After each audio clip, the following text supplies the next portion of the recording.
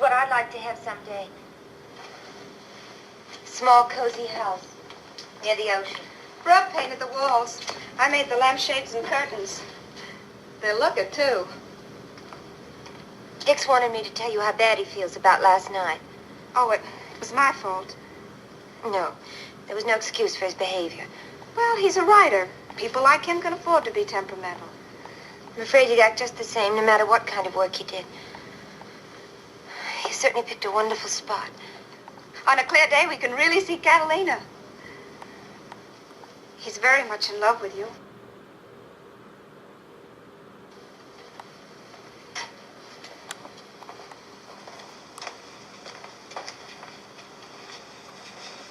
Sylvia, Lochner said that Dix came here and described the murder of Mildred Atkinson. Did he? We were both very impressed with his imagination. Why should that worry you? You know Dix didn't do it.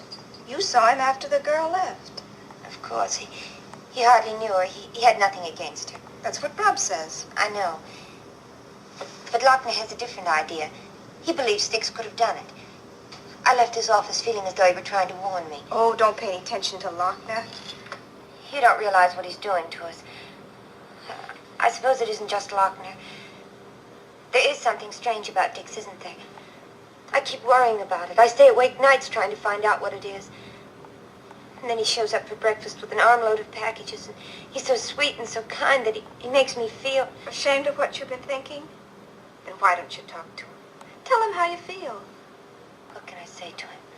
I love you, but I'm afraid of you. I want to marry you, but first convince me that Lochner's wrong, that you didn't kill Mildred Atkinson. You should go away for a while. I really think you should. I mean, give yourself a little time. Figure things out quietly. You're too anxious. You're too anxious. You're too anxious. You're too anxious. Sylvia, after we left you, Dix got into an argument with a man. He acted like a maniac. I thought he was going to kill him. I thought maybe he acted just the same with Mildred. I came here because I wanted to say these things out loud and be laughed at.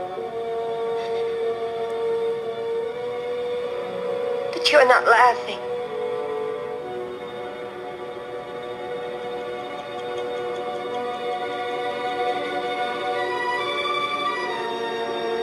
Don't know who killed that chick down here. This isn't going to be as easy to get out of as it was with Mr. Baker. It was the act of a sick mind with an urge to destroy. An erratic, violent man. He's our most logical suspect. Killing has a fascination for him. I wanted to say these things out loud and be laughed at. But you're not laughing.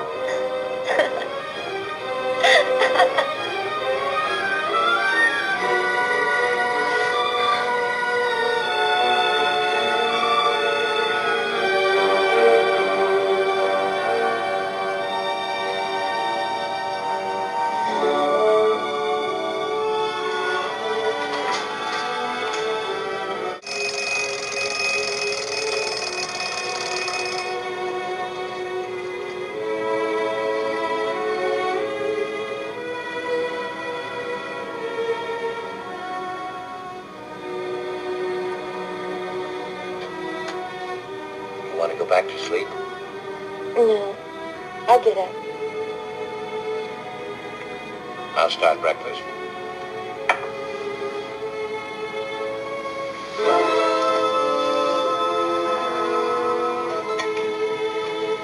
You might open the door for me.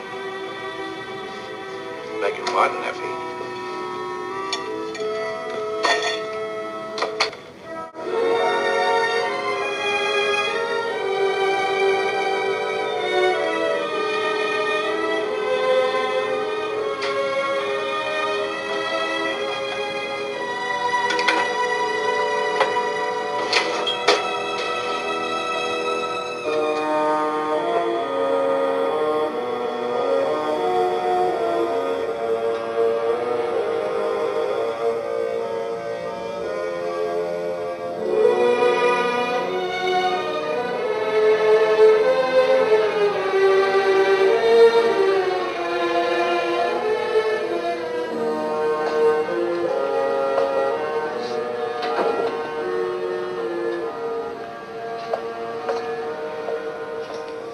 I'll do it, Dix.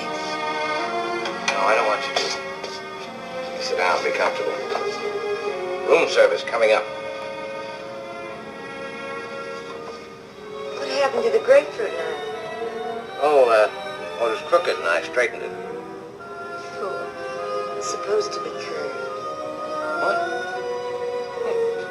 Wonder what they'll think of next. I finished the pages. Yeah. Notice you also covered the script. What are you trying to prove? You won't get a raise, you know. I love the love scene. It's very good. Well, that's because they're not always telling each other how much in love they are.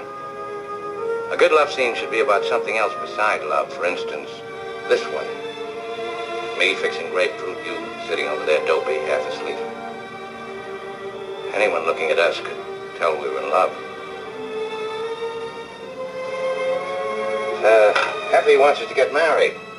Says it'll give her a chance to vacuum the apartment while we're away. Isn't there a simpler way? I always knew I'd get stuck with you eventually. All I needed was a little push. Come on, Dopey.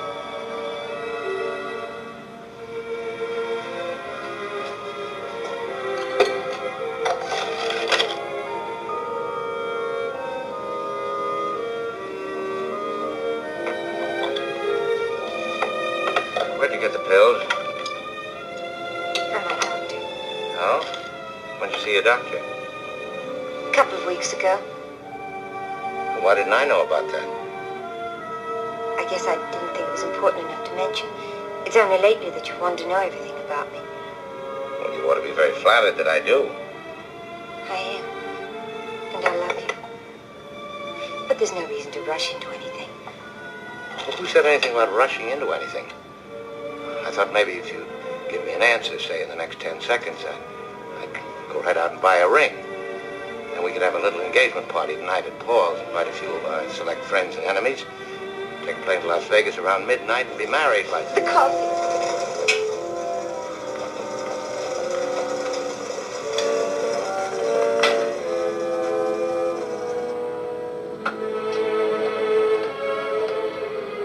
Well, the 10 seconds are up. Of course I'll marry you, but... No. No, of course, no but, no why. Yes or no will do. A simple yes or no will do very well.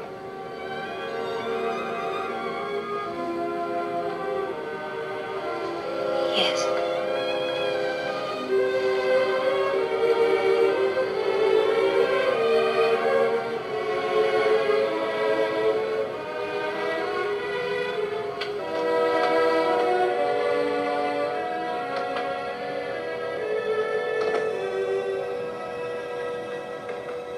Effie, it's okay. You can vacuum tomorrow. Both apartments. Dix, wait, what's happened? Effie, you tell him. Well? Tell me. I guess they're going to get married.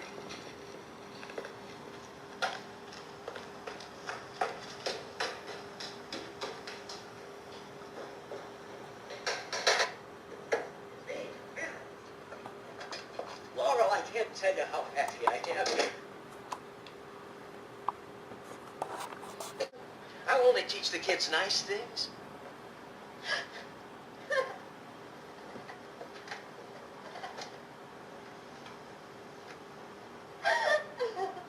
You're not going to marry him? No, I'm not. I can't. I see.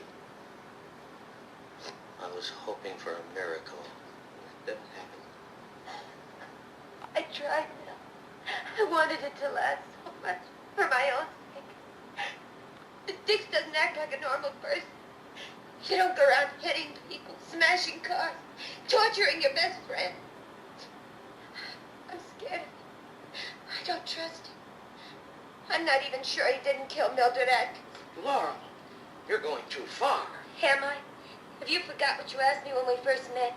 You weren't sure of him either, and you know him better than anybody else. Why can't he be like other people? Why? Like other people? Would you have liked him? You knew he was dynamite. He has to explode sometimes. Years ago, I tried to make him go and see a psychiatrist. I thought he'd kill me. Always violent. What is as much a part of him as the color of his eyes, the shape of his head? He's thick steel. And if you want him, you've got to take it all. The bad with the good. I've taken it for 20 years, and I'd do it again. You make me feel ashamed now.